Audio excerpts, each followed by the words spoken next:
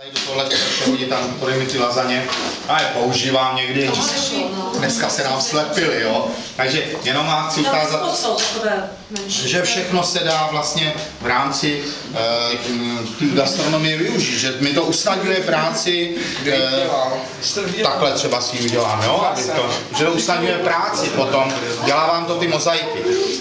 Takže hřibová, já zatočím jednu a vy si vemete potom, tohle jsou alobaly nešťastné, jsou strašně silné, a vy si vemete další a hodně to do toho utahujte, hodně.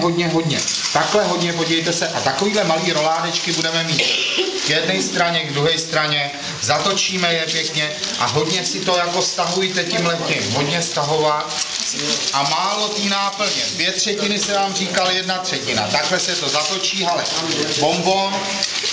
A takhle se to krásně tím alobalem stahne a budeme to dávat na plechy. Tady je někde takovýhle plech, tak na to si to můžete strkat, jo? Takže takhle jedno za druhým do sebe pěkně namačkáme. Je to jasný?